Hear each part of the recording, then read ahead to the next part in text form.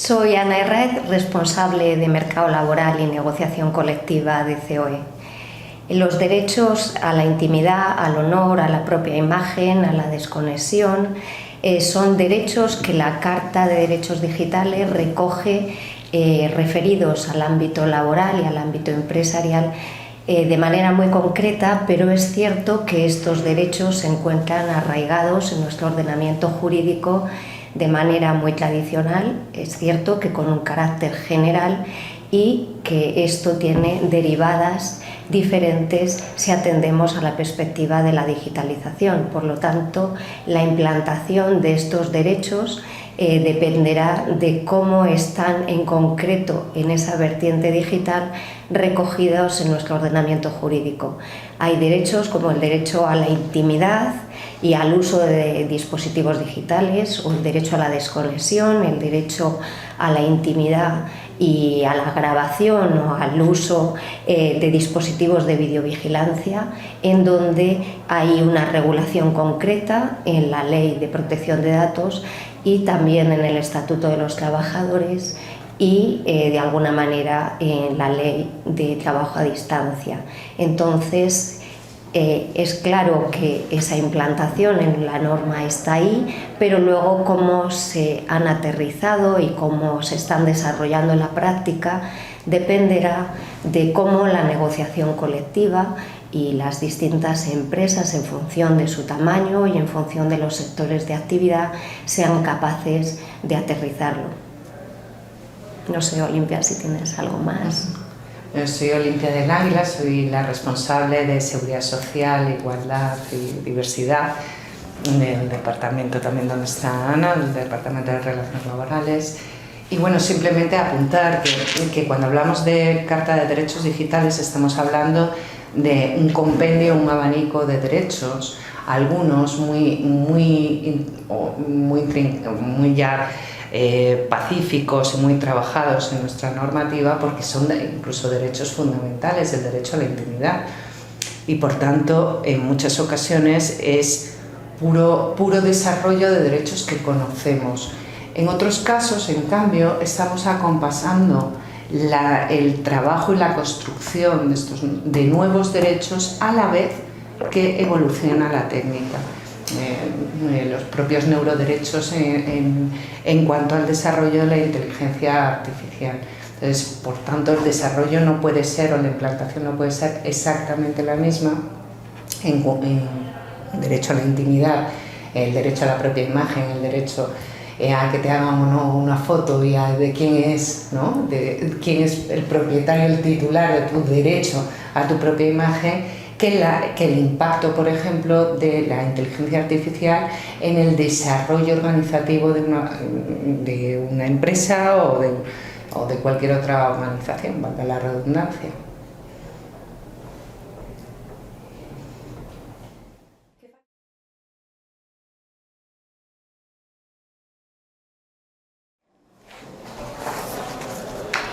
Entre los factores que dificultan su ejercicio está, por un lado, la falta de conocimiento. Hay muchas personas y muchas empresas que no conocen cuáles son esos derechos y las correlativas obligaciones en materia digital. Por otro lado, la dispersión normativa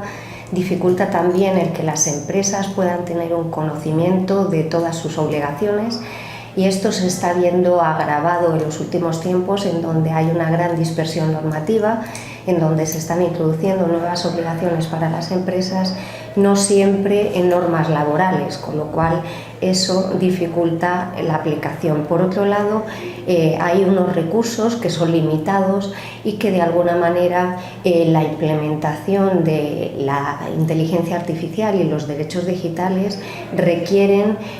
también una inversión en tecnología y también una capacitación y formación que sin duda pues no todas las empresas pueden llevar a cabo a la misma velocidad y con la misma intensidad, sobre todo si tenemos en cuenta que el tejido productivo español pues está integrado fundamentalmente por pymes y micropymes. Y un elemento claro en esa dificultad es la falta de profesionales con la capacitación necesaria para la implementación de la inteligencia artificial desde esa perspectiva de los recursos humanos, que lleva a un conocimiento profundo de cómo se tienen que proteger esos derechos digitales y cómo implantar la inteligencia artificial y el uso de los algoritmos sin que haya sesgos. Entonces es importante el buscar esa capacitación y esa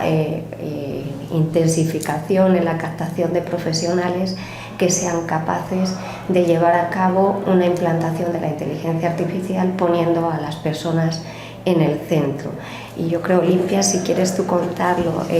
los elementos que hacen posible el desarrollo de la inteligencia artificial.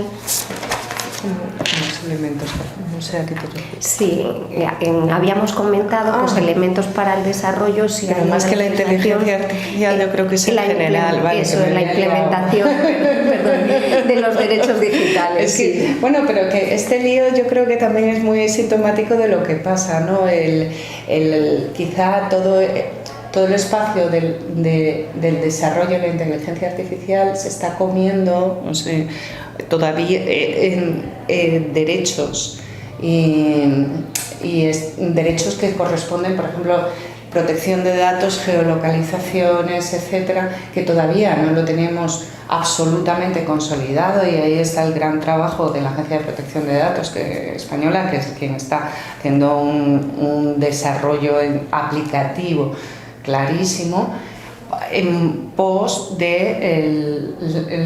la aplicación de la inteligencia artificial cuando está en un momento muy incipiente, ¿no? En estos momentos, más que legislación, creo que habrá que ir, pues eso, acompasando la técnica con un back to basic, es decir, tenemos unos derechos constitucionales que son los que nos tienen que servir de base para el desarrollo de las diferentes aplicaciones. El artículo 10 de la Constitución, el derecho a la dignidad y a los derechos inherentes de la persona. Eso es la base para que puedas construir una relación con las inteligencias artificiales. Es la base para que no puedas aplicar directamente una decisión de una inteligencia artificial con unos algoritmos absolutamente desconocidos en el ámbito de derechos fundamentales de las personas trabajadoras, por ejemplo, ¿no? El derecho a la intimidad, que en estos momentos, y antes lo comentábamos, el derecho a la intimidad y a la propia imagen, que hay que desarrollarlo entendiendo también el conjunto de identidades que se están formando actualmente. La identidad digital tiene que ser también garantizada y protegida. La reputación personal ahora va más allá que el derecho al honor de manera que conocemos de manera tradicional. Mi reputación en redes es el antiguo, por eso el derecho al honor vintage, por así decirlo, ¿no? Entonces tenemos que trabajar pues con lo que tenemos una construcción doctrinal y con una historia teórica fantástica que nos da pie y sirve de base para afrontar estos retos que pertenecen más a la filosofía del derecho a veces que al propio derecho laboral.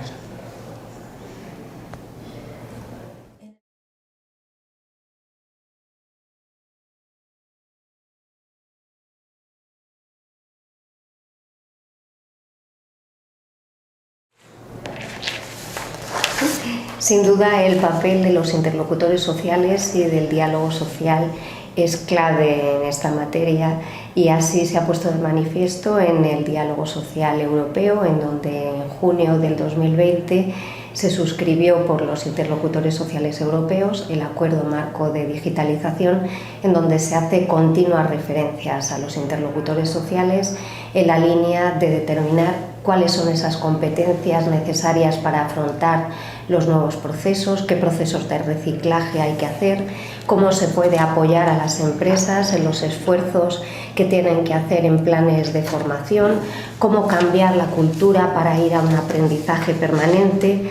cómo instaurar estrategias de transformación digital en donde se plantea una reconversión profesional, una adaptación de los trabajadores a los cambios que se produzcan en el puesto de trabajo o una recualificación profesional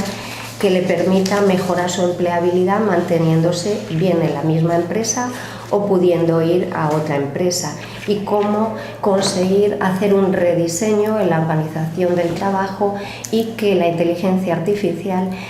no interfiera en las políticas de igualdad, y buscar cómo las brechas digitales que tienen una incidencia importante pues vayan superándose por la vía de la negociación colectiva y las medidas que a través de acuerdos de los interlocutores sociales permitan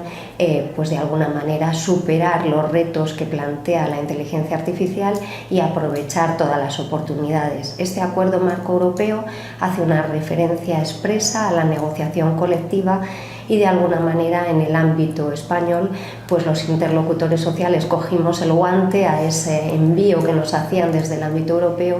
y en el quinto acuerdo para el empleo y la negociación colectiva que suscribimos con comisiones y UGT en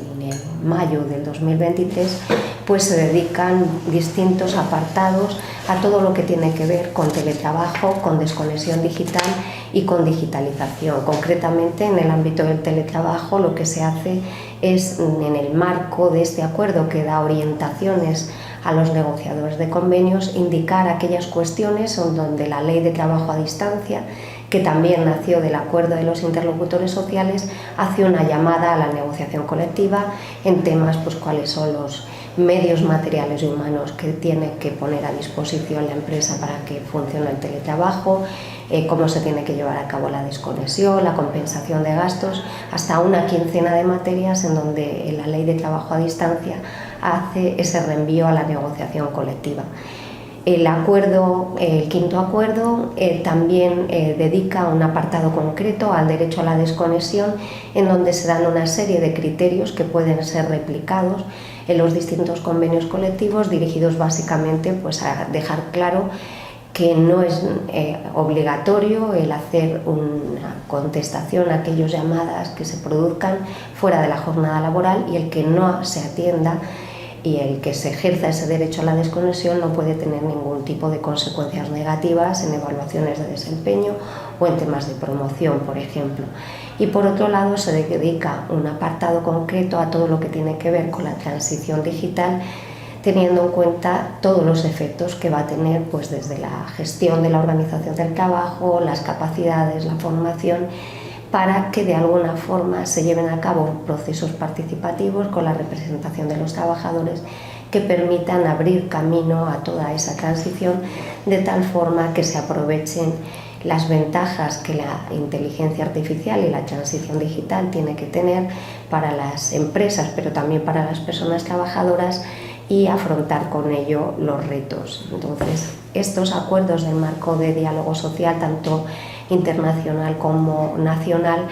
es necesario que aterricen en las más de 5.000 unidades de negociación que existen en España, para que de alguna manera vaya capilarizando el desarrollo de los derechos digitales a partir de las orientaciones que se dan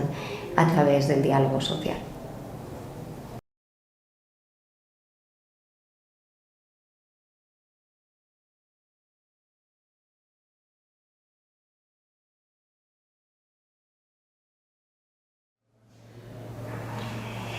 Básicamente, derechos digitales conectados con los datos personales. Era lo que comentaba Olimpia antes. Al final, el tema de los datos personales, con los cambios que se están produciendo en el ámbito digital, se ha convertido en un elemento clave en el que hay que avanzar de manera importante. Por otro lado, el impulso a un uso transparente de la inteligencia artificial y de los algoritmos, en línea con el acuerdo que llegamos en la denominada Ley Rider para modificar el artículo 64 y dar de alguna manera a la representación de los trabajadores la información que hay detrás del uso de los algoritmos, que pueden tener incidencia en las condiciones laborales, en el empleo y en el mantenimiento del empleo. Otro elemento clave es la formación y la capacitación. Al final, la formación se tiene que convertir no solo en un derecho, sino también un elemento en donde los trabajadores apuesten por la formación para avanzar en ese cambio en los modelos productivos y aprovechar todos esos retos y oportunidades que trae la inteligencia artificial. Elementos importantes dentro de la inteligencia artificial que comentábamos antes es también hacer una concienciación y un uso responsable de la inteligencia artificial, haciendo frente a los sesgos que pueda tener esa utilización de la inteligencia artificial, con lo cual son elementos importantes en los que hay que seguir avanzando. En la formación es importante también el apoyo, no solo desde el ámbito de la empresa, sino desde el ámbito de las administraciones públicas, en esas políticas activas de empleo en donde la formación y la capacitación hacia las nuevas cualificaciones sea un elemento clave en los próximos años. Pues simplemente podría añadir, pero vamos, el incidir también en la responsabilidad en cuanto a la transparencia algorítmica que tiene la administración pública respecto a los administrados, sean personas o personas jurídicas, y entre ellos, por supuesto, las empresas por ser un motor social y económico. Ante los procesos de automatización de toma de decisiones también por respecto o por parte de las administraciones públicas en el reconocimiento de derechos o en la toma de decisiones frente a solicitudes o incluso frente al poder sancionador de las administraciones públicas, queda por desarrollar el derecho de los administrados frente a esta transparencia algorítmica, ¿no?, del Estado. Y quizá, así sería también este punto porque es generador de derechos y generador de democracia, por supuesto.